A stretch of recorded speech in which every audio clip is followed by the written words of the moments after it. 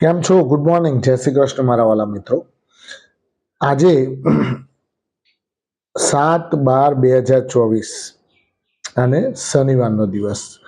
Weekly trading session સોમથી શુક્ર જે ચાલ્યા એના પછી શનિ રવિ થોડો આરામ કરવાનો સમય અને કંઈક ફંડામેન્ટલી સ્ટ્રોંગ કંપનીઓ શોધવા માટેનો આ સમય આપેલો છે.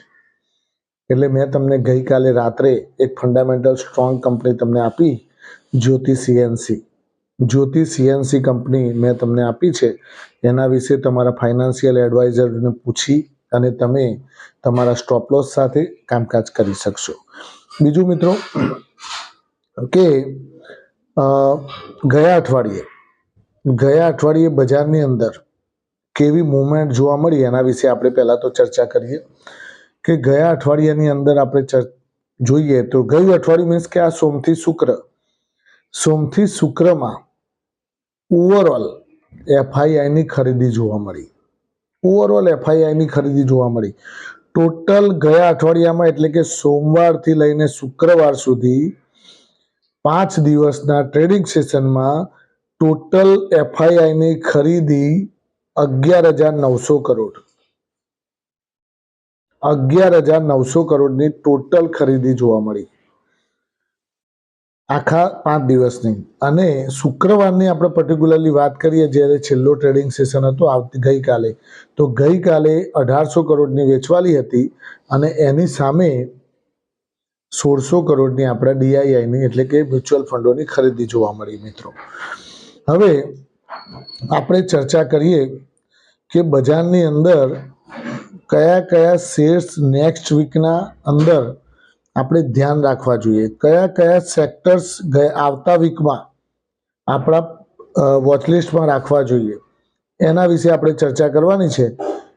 તો મિત્રો ખાસ તમને કહી દઉં કે એક જે મેં તમને શેર વિશે તમને જણાવેલું ગયા અઠવાડિયે, લગભગ સોમવાર કે મંગળવારે આપણે કહેલું કાં તો શનિવારે કહેલું કે ભાઈ લેમન ટ્રી હોટલ્સ આપણે ખાલી રિવ્યૂ લઈએ છીએ. લેમન ટ્રી હોટલ્સ 130ની આસપાસ ભાવ ચાલતો હતો ત્યારે આપણે પરચેસ કરવાનું કહેલું કે તમે થોડા ઘણા ક્વોન્ટિટી તમારા પોર્ટફોલિયોમાં એડ કરજો, શોર્ટ ટર્મમાં તમને પ્રોફિટ જોવા મળશે. તો ગઈકાલે એટલે કે શુક્રવારે એણે 138 રૂપિયાનો હાઈ બનાવ્યો, 138 રૂપિયા અને 40 પૈસાનો હાઈ બનાવ્યો. એટલે તમારે કદાચ પ્રોફિટ બુક કરવું હોય તો 30% જેટલો પ્રોફિટ બુક કરી અને નીકળી શકો છો. અને સોમવારથી પાછું કદાચ નથી ને એ સારો એવો ઉપર જાય તો તમે પછી ધીમે ધીમે પ્રોફિટ બુક કરી અને પૈસા ઘર ભેગા કરી શકો છો. માન લો કે તમે 130 રૂપિયે 500 શેર લીધા હોય, આ તો 65,000 રૂપિયાના, સમજો કે 65,000 રૂપિયાના 500 શેર પરચેસ કરેલા હોય, તો આજે એ 138 રૂપિયા તમે 30% પ્રોફિટ બુક કરો અને 142 રૂપિયા બીજો પ્રોફિટ બુક કરો એટલે એવરેજ તમારી 140 રૂપિયાની આવે એટલે 10 રૂપિયાનો તમને ડિફરન્ટ મળે તો તમને 5,000 રૂપિયા જેટલો પ્રોફિટ થાય. 65,000ના 5,000 રૂપિયા તમને કયો વ્યક્તિ કે કઈ જગ્યાએ કઈ એફડી કે કયું ડિબેન્ચર કે કયું ડિવિડન્ડ કે કયું પ્રોવિડન્ટ ફંડ તમને આટલા પૈસા આપે છે? કોઈ ના આપે. અને ફંડામેન્ટલી સ્ટ્રોંગ સ્ટોક્સ જ આપણે અહીંથી કહીએ છીએ. જે કંપની ઉપર તમને કહીએ એમાં તમારે સ્ટ્રિક્ટ સ્ટોપ લોસ અવશ્ય રાખવાનો. બીજું કોઈ પણ જાતનું ફાઇનાન્શિયલ એડવાઇઝરને પૂછ્યા વગર કામકાજ કરવાનું નહીં. જાતે ડિસિઝન લેવું હોય તો you can take decision, but risk is there. તમને એવું ના વિચારતા કે ભાઈ રિસ્ક નથી. રિસ્ક હે તો ઇશ્ક હે. તમે રિસ્ક લેશો તો ઇશ્ક મળશે. પણ રિસ્ક તમારે શોર્ટ ટર્મ માટે લીધું હોય તો એની અંદર સ્ટોપ લોસ જરૂરથી રાખવાનું.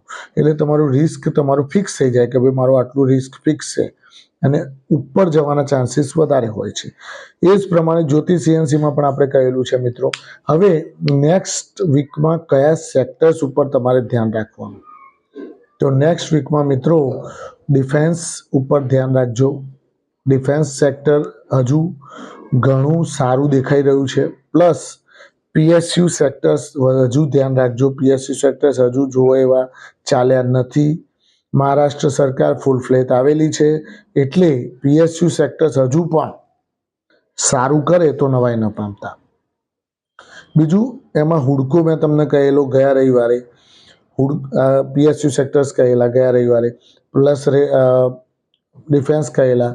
એમાં બીડીએલ જુઓ 1100 વાળો 1200 થઈ ગયો, હુડકો જુઓ 210-15 વાળો 242-245 થઈ ગયો. એટલે બધા શેર્સની અંદર તેજી જોવા મળી મિત્રો. હવે મેન વસ્તુ છે કે ક્યાંય પણ આપણે આડાઅવડું ઇન્ટ્રાડે કરવા કે શોર્ટ ટર્મના કોઈ લોભામણી લાલચમાં આવી અને કોઈ પણ આપણા પૈસા વેડફવાની જરૂર નથી. કારણ કે મહાબચતની મહામૂડી જે આપણી હોય છે, એ મહાબચતની મહામૂડીને આપણે ક્યાંય પણ આડું અવડું વેડફવાનું નથી. કેમ કે આપણે જે બચત કરીને મહામૂડી ભેગી કરેલી છે, એ આપણે કોઈ એવા સારા ફંડામેન્ટલ સ્ટ્રોંગ સ્ટોક્સમાં સારા લાંબા ગાળા માટે રોકાણ કરવાનું, જેથી કરીને આપણને લાંબા ગાળે એમાંથી પુષ્કળ પ્રમાણમાં પૈસા મળે. અને આપણે હંમેશા કયો વ્યક્તિ એવો હશે કે શેર બજારમાં રોકાણ કરે અને એવું વિચારીને આવ્યો હોય કે ભાઈ મને નુકસાન થાય એવું કોઈ વિચારીને આવે? નફો લેવા માટે જ બધા આવતા હોય છે કે ભાઈ મને પણ નફો ક્યારે મળે? તો લાંબા ગાળે મળે. પણ જો તમારું વિઝન લાંબા ગાળાનું હોય અને એ લાંબા ગાળાના વિઝન દરમિયાન જો તમને શોર્ટ ટર્મમાં જ પ્રોફિટ થઈ જતો હોય તો you can book your profit. તમે તમારો પ્રોફિટને બુક કરી શકો છો. એવું કોઈને પૂછવા જવાની જરૂર નથી બાજુમાં. માની લો કે હું તમને એક ઉદાહરણ આપું મિત્રો, કે તમે આજે જ્યોતિ સીએનસી 1330 રૂપિયામાં લીધો. તમે લોંગ ટર્મ માટે લીધો, સમજો કે ભાઈ મારે 2-3 વર્ષ માટે રાખવો છે આને, કારણ કે આનું ફંડામેન્ટલ સ્ટ્રોંગ છે, આના ફ્યુચર્સ સારા છે, સેમિકન્ડક્ટર ઉપર કામકાજ કરશે, બરાબર છે. તો આજે 1330 રૂપિયા કે 1340 રૂપિયા તમે પરચેસ કર્યો, 100 ક્વોન્ટિટી લીધી કે 50 ક્વોન્ટિટી લીધી, તો માની લો કે એ 1400 થયો, 1500 થયો, 1500 રૂપિયા ભાવ આવ્યો, 1550 રૂપિયા ભાવ આવ્યો. તો ધીમે ધીમે તમે એમાં પ્રોફિટ બુક કરી શકો છો. કેમ કે ભાઈ તમને પ્રોફિટ મળે છે શોર્ટ ટર્મમાં 6 મહિના કે 3 મહિનામાં, તો તમે કોઈને પૂછવા જવાની જરૂર નથી. 100 શેર હોય તો તમે આજે 200 રૂપિયા તમને ડિફરન્ટ મળતો હોય તો 20,000 રૂપિયા તમને પ્રોફિટ થાય છે. તો તમે પ્રોફિટ બુક કરીને ઘર ભેગું કરી શકો છો. ધીમે કરીને પ્રોફિટ ઘર ભેગું કરવાનું, ખાલી મૂડી રહેવા દેવાની. પ્રોફિટ તમારો એટલો ઘર ભેગો થવા દેવાનો કે જેટલી મૂડી હોય એટલો ઘરમાં આવી જાય, એટલે તમારી જે મૂડી છે એ તમારી પછી બચત થઈ જાય. આ ધ્યાન રાખવાની, આ સ્ટ્રેટેજી વાપરવાની. સ્ટ્રેટેજી એવી વાપરો કે તમારા પૈસા શેર બજારની અંદર ઘરના ના પડતા હોવા જોઈએ. ધીમે કરતા તમારા પૈસા તમારા ઘરે આવી જવા જોઈએ અને જે નફો છે એ જ શેર બજારમાં ફરવો જોઈએ. તો તમે સાચા વાણિયા કહેવાઓ. અને વાણિયા જેવી બુદ્ધિ વાપરવાની. વાણિયા અને અમુક આપણે વાણિયા હોય એ ખોટું નથી લગાડવાનું, કારણ કે તમને તો અમે ઉદાહરણ તરીકે આગળ લઈએ છીએ કે ભાઈ વાણિયા બુદ્ધિ રાખજો. વાણિયા બુદ્ધિ રાખવાથી શું ફાયદો થાય કે ભાઈ વાણિયા હોય ને એ ક્યાંય પણ કોઈ જગ્યાએ છેતરાય નહીં અને લાંબા ગાળાનું વિઝન હોય એમનું. એટલે એમની જોડેથી કંઈક આપણને શીખવા જેવું હોય ને તો લેવાનું. ગુરુ જોડેથી કંઈક લેવા જેવું લાગે તો લઈ લેવાનું, એમાં પાછા પડવાનું નહીં. કોઈને પૂછવા નહીં જવાનું કે આ લઉં. ખરાબ સંગતથી દૂર રહેવાનું. ઘણા લોકો ટેલિગ્રામમાં અને એમાં તો ટિપ્સો મોકલવા માંડ્યા છે કે આ ચકલી ચાલશે, 5 રૂપિયાવાળી ચકલી, શોર્ટ ટર્મમાં બાયર સર્કિટ છે, તમારું નસીબ હોય તો જ તમને માલ મળશે, ઢીકણું છે, ફલાણું છે, અને તમે લેવા જાઓ એટલે તમને પહેરાવે, અને પહેરાવે પછી તમારે નીકળવું ભારે પડે. કેમ કે એ તમને 10 રૂપિયાવાળો જે શેર હોય એ 5 રૂપિયામાં એમણે લીધેલો હોય. એટલે એ બધામાં વોલ્યુમ કેટલું થતું હોય ખબર છે? એ બધામાં વોલ્યુમ થતું હોય 5,000 શેર, 10,000, 20,000, 50,000 શેર, આટલું જ વોલ્યુમ થતું હોય. એટલે એ લોકો જ કરતા હોય પાછા વોલ્યુમ. મનસુખભાઈ વેચે ને દલસુખભાઈ લે, એટલે વોલ્યુમ થાય. વનસુખભાઈ વેચે અને દરસુખભાઈ લે એટલે વોલ્યુમ થવાનું જ છે. કેટલું વોલ્યુમ થાય એ અંદર અંદર જ વોલ્યુમ કરે. ક્યાંય એફઆઈઆઈ નું આમાં આવે નહીં કે કોઈ ડીઆઈઆઈ આના અંદર આવે નહીં ઇન્વેસ્ટ કરવા માટે. જો એફઆઈઆઈ ને ડીઆઈઆઈ આવે તો જ સમજવાનું કે ભાઈ આ શેર સારો છે. ફંડામેન્ટલી સ્ટ્રોંગ સ્ટોક્સ હોય તો જ એફઆઈઆઈ ને બધા ગાડીને ઇન્વેસ્ટ કરતા હોય છે. મ્યુચ્યુઅલ ફંડો પણ ગાડીને ઇન્વેસ્ટ કરતા હોય છે. આજે ગમે તેવી ચકલી મ્યુચ્યુઅલ ફંડોના પોર્ટફોલિયોમાં જઈને જોજો, તમને જોવા મળે છે. તમે કોઈ પણ સ્મોલ કેપ મ્યુચ્યુઅલ ફંડ જોઈ લો કે કોઈ પણ મ્યુચ્યુઅલ ફંડ જોઈ લો, એમાં કોઈ 5 રૂપિયાવાળી કે 2 રૂપિયાવાળી કોઈ અનઓફિશિયલ ચકલી હોય કે જેના વોલ્યુમ 50,000 થતા હોય, 70,000 થતા હોય, એવી વોલ્યુમ વાળી કોઈ ચકલી એમના પોર્ટફોલિયોમાં જોવા નહીં મળે તમને. તો તમે શું કરવા ડાયા થાવ છો? તમને કોણ એવું કહે છે કે ભાઈ તમે જઈને લો અને તમે મહાબચતની મહામૂડીને તમે એમાં રોકો? એટલે 5 રૂપિયા વાળો પછી કંટાળીને તમારે ધીમે ધીમે 4 રૂપિયા કંટાળીને તમારે વેચવો પડે અને પૂછ કરો તમે કે આનું શું થશે, આનું ભવિષ્ય શું છે. હમણાં એક ભાઈ સબસ્ક્રાઈબર મને પૂછતા હતા, 1 રૂપિયા વાળો કોઈક શેર હતો, 1.25 રૂપિયા વાળો. હવે આનું ભવિષ્ય હું કઈ રીતે કહું? કયો મને ક્યાંથી ખબર પડે કે આનું ભવિષ્ય કેવું છે? આ તો ઝીરો એ થઈ જાય. એ ઘટતો રૂપિયો ક્યારે આવ્યો હોય એ તો વિચારો તમે.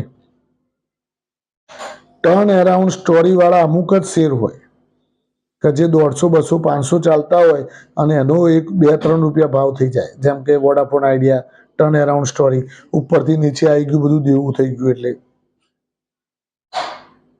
પછી સુઝલોન જુઓ, 500, 200, 400, 500 ચાલતો તો 2012, 13, 2010 થી 12 ના ગાળામાં ગોલ્ડન પીરિયડ હતું અને એ બધું ઘટતું સીધું 2, 5, 10 રૂપિયા થઈ ગયેલું. આ ટર્ન અરાઉન્ડ સ્ટોરી 65 રૂપિયા પાછો આવ્યો કે ના આવ્યો?